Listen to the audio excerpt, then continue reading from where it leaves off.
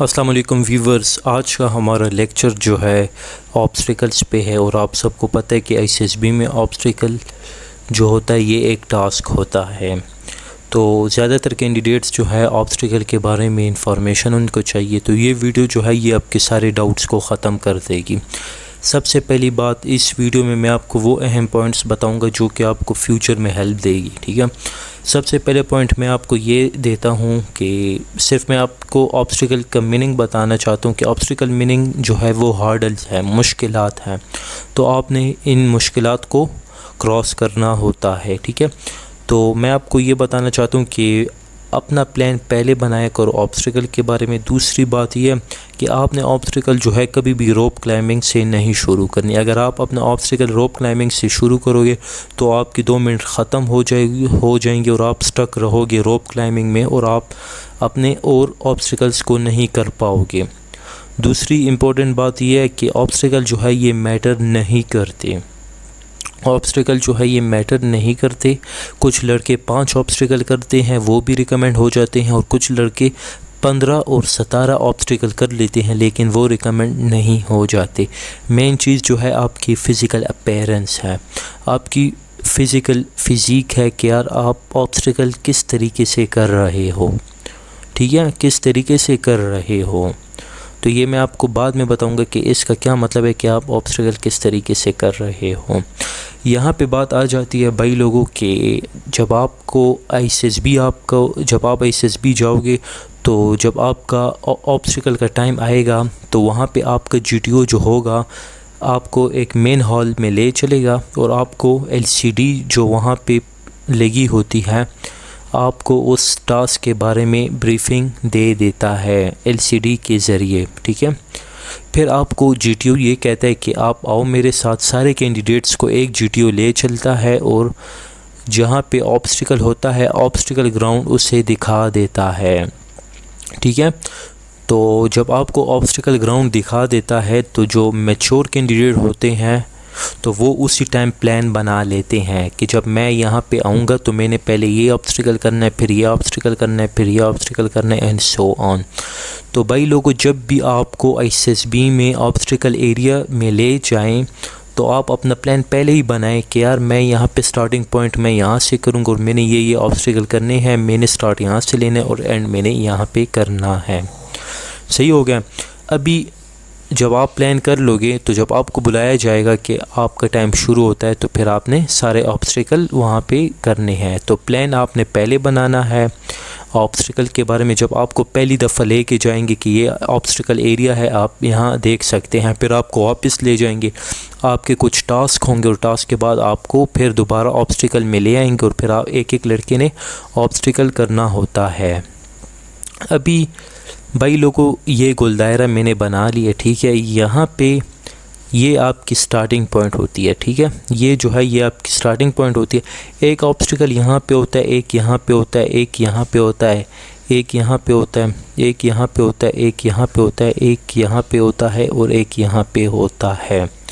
जब जीटीओ आपको सीटी मारता है तो आपका रूम यहाँ पे होता है। ठीक है, तो आपको सीटी की आवाज़ आती है, तो आप जब वो सीटी मारता है ना तो आप यहाँ पे हर एक कैंडिडेट जो है एक कैंडिडेट यहाँ पे आ जाता है अपने स्टार्टिंग पॉइंट पे। फिर ये अभी जब फिर वो दूसरी दफ़ा सीटी मारता है तो कैंडिडेट जब स्टार्टिंग पॉइंट पे पहुंच जाता है, जब दूसरी सीटी मारता है तो इसका यह मतलब है कि आप स्टार्ट कर सकते हैं। तो अभी यहाँ पे जो कैंडिडेट खड़ा है तो ये अगर इस टाइम प्लान करेगा कि मैंने ये करना है तो उस टाइम ये कंफ्यूज हो जाएगा।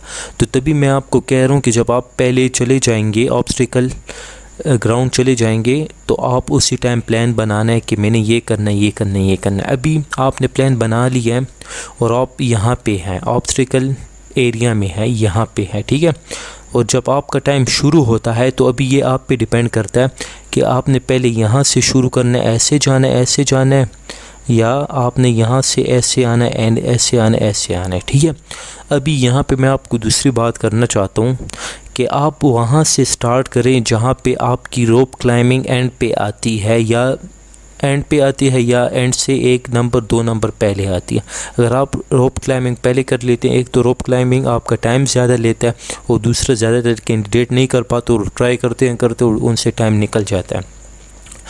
यहाँ पे दूसरी बात मैं ये कहना चाहता हूँ कि चलो एक कैंडिडेट ने स्ट्रेट आया और उसने ये कर लिया, फिर उसने ये कर लिया, ठीक है, और अभी इसने इस नंबर वाले को छोड़ दिया है, इस नंबर को मिस कर दिया है और इस नंबर को कर दिया, फिर इसको कर दिया, फिर इसको कर दिया, फिर इसको कर दिया, फिर इसको कर दिया, फिर इसको कर दिया, फिर जो मिसिंग है वो फिर दोबारा उस पे आता है। तो मुझे ये बताओ कि इसने इसे क्यों छोड़ा? इसने तभी छोड़ा कि या तो इसे खौफ है इस चीज़ से या इसे ये नहीं कर सकता, तभी इसने छोड़ा है। तो आपने ये गलती नहीं करनी। आपने जो सीक्वेंस आपने शुरू की है उसी सीक्वेंस पे आपको अगर सामने रोप भी आती है, पहले तो आप जहाँ पे रोप है तो आप वहाँ से स्टार्ट ना ले, दूसरे से स्टार्ट ले कि रोप एंड पे आए। लेकिन अगर आपने स्टार्ट ले ली और आपके सामने भी रोप है तो आपने रोप को नहीं छोड़ना, आपने अपनी एक अटैम्प्ट करने है, दूसरे अटैम्प्ट करने और तीसरे अटैम्प्ट करना है। अगर तीनों अटैम्प्ट में नहीं होता तो फिर आप अपने और ऑब्स्टिकल पे चले जाएँ। तो उम्मीद करता हूँ कि इतनी ब्रीफ डिस्कशन पे आप समझे होंगे। अभी हम आते हैं टार्जन स्विंग की तरफ। एसएसबी में ऑब्स्टिकल में आपको मार्क्स दिखाए जाते हैं कि इसके इतने मार्क्स है, इसके इतने मार्क्स हैं। तो टार्जन स्विंग के जो मार्क्स है वो 6 मार्क्स है, ठीक है। अभी भाई लोगों ये आपको एक रोप नज़र आ रही है, ठीक है, और यहाँ पे जो है आपने ऊपर जाना है इस बेंच पे और आपने इस बेंच पे ख़ुद को स्विंग करना है। आपने स्विंग करने पे इधर आ जाना है, ये प्लेटफॉर्म बी जो है आपने इस पे खड़े हो जाना है और आपने रस्सी को छोड़ देना है। अभी मैं आपको बता रहा हूँ कि आपने यार ऐसे कैसे आ सकते हो, आप यहाँ तक कैसे आ सकते हो, यानी कि ख़ुद को कैसे स्विंग कर सकते हो। तो एसएसबी को हार्ट के जितने भी कैंडिडेट हैं उनको ये चाहिए कि वो रोप जो है वो नीचे से पकड़े, इतनी यहाँ उस जगह से पकड़े कि उससे नीचे बिल्कुल थोड़ी सी रस्सी रह जाए, ठीक है। जब वो कैंडिडेट नीचे से पकड़ेगा तो वो आसानी से यहाँ तक आ जाएगा प्लेटफॉर्म बी तक। अगर वो ऊपर से पकड़ेगा, आप ख़ुद यहाँ पे अगर आप यहाँ से पकड़ते हैं तो आप यहाँ तक आ जाएंगे, यहाँ तक, ठीक है, और फिर वापस पीछे चले जाएंगे तो आप नहीं कर पाएंगे। तो इसलिए आप नीचे से पकड़े, ठीक है, और जब आप नीचे से पकड़ेंगे तो आपके पास स्पेस ज़्यादा होगी और आप यहाँ तक आ जाएंगे आसानी से। ये एक तरीका हो गया टार्जन स्विंग के बारे में। अभी हमारा नेक्स्ट जो है भाई लोगों, हमारा नेक्स्ट जो है ये है डबल बॉक्सिंग रिंग। इसके डबल बॉक्सिंग रिंग के आपको 5 मार्क्स मिलते हैं। इसमें आपने ये करना होता है, ये रिंग जो होती है ये 3 फीट इसकी हाइट होती है, ठीक है। तो कैंडिडेट जो होता है ये स्टार्टिंग इधर से आता है, यहाँ पे छलांग मारता है, ठीक है। फिर यहाँ पे ये करता है कि यहाँ पे ये एक रस्सी लगी होती है, तो इस रस्सी से ये बंदा नीचे जाएगा, नीचे से जाएगा, ठीक है। जब नीचे से चला जाएगा फिर यहाँ से ये ऊपर आएगा। अभी यहाँ पे फाउल के चांसेस हैं। अगर ये लड़का यहाँ पे स्टार्टिंग पे फाउल करता है, फाउल से ये मुराद है कि इसके क्लॉथ्स या इसकी बॉडी रोप से लगती है, तो ये फाउल हो जाएगा। फिर ये स्टार्ट करेगा। फिर अगर ये ए को क्रॉस कर ले और इसकी ए पे फाउल नहीं होता और इससे बी पे फाउल होता है, तो इसने बी से शुरू करना है, ना कि इसने ए से शुरू करना है। जिधर आपसे फाउल होगा सिर्फ आपने उस प्लेटफॉर्म को क्लियर करना होता है। अभी आपका ए भी क्लियर हो गया, बी भी क्लियर हो गया, आपसे सी नहीं क्लियर हो रहा और आप बार बार गिर रहे हो, आपका स्टैमिना ख़त्म हो गया, तो आपने सी से अगेन शुरू करना है, ना कि आपने ए से शुरू करना है। और यहाँ पे मैं आपको ये टिप देना चाहता हूँ कि आप हमेशा क्रॉस छलांग लगाएं। जब आप क्रॉस छलांग लगाएंगे तो आप आसानी से दोनों पाँव को ऊपर करके इस डबल बॉक्सिंग रिंग को आप आराम से कर पाएंगे। जो तीसरा हमारा जो टास्क है वो है हाई जंप। हाई जंप से ये मुराद है कि एक ऐसी शेप होगी, ठीक है, ऐसी शेप होगी और ये जो होगा ये 3 फीट का होगा और ये आपकी स्टिक लगी होगी। आपने आने और यहाँ से आपने जंप करके यहाँ पे चले जाना है। तो यहाँ पे ये ज़रूरी है कि आपकी जिस्म के कपड़े या आप टच ना हो इसके साथ। अगर आप टच होंगे तो फाउल हो जाएगा और आपने इसको अगेन एंड अगेन ट्राई करना है। और इस हाई जंप के मार्क्स जो है वो 2 मार्क्स आपको मिलते हैं। 4 नंबर जो है ये ज़िगज़ैग है, ठीक है। इस ज़िगज़ैग में आपको एसएसबी में 4 मार्क्स मिलते हैं, ठीक है। लेकिन मैं आपको ये बता दूं कि एसएसबी में सबसे मुश्किल जो मेरे ख़्याल से है वो ज़िगज़ैग है, क्योंकि वो बहुत ज़्यादा ऊपर है। तो अभी ज़िगज़ैग आपने ऐसे करना है कि आपने भागने पे आना है और आपकी बॉडी के फुट जो है वो सिर्फ़ इस येलो वाली प्लेटफॉर्म को टच कर सकते हैं। आपके शूज़ के अलावा आपका जिस्म इन चीज़ों को, इन प्लेटफॉर्म को टच नहीं कर सकता। अगर आपके कपड़े लगते हैं इन टास्क के साथ, इन प्लेटफॉर्म के साथ, तो आपका फाउल होगा। तो अभी आप आएंगे और यहाँ पे आप ये देख रहे हैं, आप यहाँ से छलांग लगाएंगे तो आप यहाँ पे आ जाएंगे। फिर आपने ऊपर जाना, फिर जब आप यहाँ पे आएंगे तो फिर आपने छलांग लगाना है, यहाँ पे आ जाएंगे। फिर आप ऐसे जाएंगे। फिर ये आखिरी जो है ना, ये ऐसे ऊपर है, बिल्कुल स्ट्रेट है। ये आपको नज़र आ रहा है, ऐसे बिल्कुल स्ट्रेट है। फिर आपने यहाँ पे आना है, फिर आपने यहाँ से नीचे छलांग लगाने। तो जब आप इसके ऊपर होंगे ना, तो जो ये ऑब्स्टिकल ग्राउंड जो है, इसमें एक GTO होता है, वो आपके एक पॉइंट को नोट करते हैं। अभी इस टाइम जो होता है, जब आप ज़िगज़ैग पे ऊपर होते हैं, तो वो आपको ऑब्ज़र्व करता है कि यार ये बंदा हाइट से डरता तो नहीं है, या इसके पाँव तो शेविंग नहीं कर रहे, ठीक है। तो वो बहुत सी चीज़ें जो है वो आपके ज़िगज़ैग से नोट करता है कि यार ये इस ज़िगज़ैग को कैसे कवर कर रहा है, कैसे ये आसानी से कर रहा है, या मुश्किल से ये हिल रहा है, या इजीली क्रॉस कर रहा है। तो ये हॉर्डल होते हैं, लेकिन इसको ऑब्स्टिकल का नाम दिया होता है। तो जब आप इसको कर लेते हैं, अभी चलो हम मान लेते हैं कि आप यहाँ से इधर आ रहे हैं और आप गिर जाते हैं, तो ज़िगज़ैग में ये बात है कि आपने स्टार्टिंग से शुरू करना है। फिर आपने यहाँ से आना है, ए पे आना है, और ए से आपने शुरू करना है। ये भी हो गए। फिर नेक्स्ट जो है भाई लोगों, ये हमारी रोप क्लाइंबिंग है, और ये इसके 11 मार्क्स हैं। ISSB में जो रोप होती है, ये रोप जो आपको नज़र आ रही है, ये 16 फीट होती है, ठीक है। और आपकी हाइट जो है 5.5 फीट है। तो जब आप 16 को 5.5 फीट से हटा देते हैं तो 11 फीट बच जाते हैं। तो आपने इतनी छलांग लगानी है, ठीक है, कि अभी आपकी 5.5 फीट है, तो आप इसके साथ 3.5 फीट और ऐड कर ले, तो आपने अपने हाइट से 3.5 फीट और जंप लगानी है, 9 फीट हो जाएगी। फिर आपने ग्रिप बनाना है, और ग्रिप के बाद आपने स्विंग हो के नीचे आ जाना है।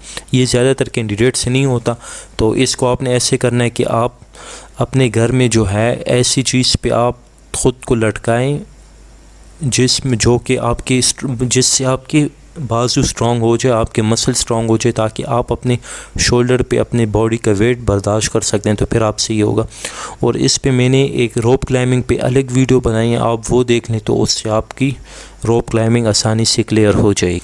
फिर हमारा नेक्स्ट टास्क जो है, नेक्स्ट ऑब्स्टिकल जो होता है डिच क्रॉसिंग का होता है। डिच क्रॉसिंग आपने किया होता है इससे इनिशियल में, ठीक है। लेकिन डिच क्रॉसिंग के जो है आपको कितने मार्क्स मिलते हैं? डिच क्रॉसिंग के आपको 4 मार्क्स मिलते हैं। और डिच क्रॉसिंग में भी आप ऐसे कर सकते हैं कि आपने जो है, ये आप देख सकते हैं 7.4 फीट और 7.4 फीट इसकी हाइट एंड लेंथ होती है, वेट एंड हाइट इसकी होती है। तो आपने जैसे ही आपने इनिशियल में डिच क्रॉसिंग की है, आपने वैसे ISSB में भी की है, वैसे ही सेम होती है। तो इसमें भी आपने डरना नहीं है, क्योंकि आप GTO खड़ा होता है, वो बहुत सी चीज़ें आपकी नोट करता है। फिर भाई लोगों, हमारा जो है हैंगिंग लॉग हो गया, इसका 3 मार्क्स होता है। इसका ये मतलब है कि आपने भागने पे आना है और आपने पाँव यहाँ पे रखना है, और ये जब आप पाँव इस पे रखेंगे ना, ये फिर आगे चला जाता है, ठीक है, क्योंकि इसका बैलेंस जो होता है वो बैलेंस नहीं होता। जब आप इस पे पाँव रखते हैं तो ये आगे चला जाता है। तो इसमें मैं आपको ये बात बताना चाहता हूँ कि जब आप भागोगे और इस पे पाँव रखोगे, तो ये चीज़ जो है, ये प्लेटफॉर्म जो है, ये आपसे आगे चली जाएगी। तो आप अपना बैलेंस आपने कंटिन्यू रखना है, और इस पे आप एक पाँव रख सकते हो या 2 पाँव रख सकते हो, क्योंकि जब आप भागोगे इस पे पाँव रखोगे, ये आपको आगे ले जाएगा, तो फिर आप आसानी से इससे छलांग लगा सकते हो। इसमें ये बात ज़रूरी है कि आपको ये यहाँ पे जो जंजीरें लगी होती हैं ना, तो इनके साथ आपकी बॉडी, यहाँ पे जो चेन्स लगी होती हैं, ठीक है, इनके साथ आपका जिस्म नहीं लगना चाहिए। अगर आपका जिस्म लगेगा तो ये फाउल हो जाए।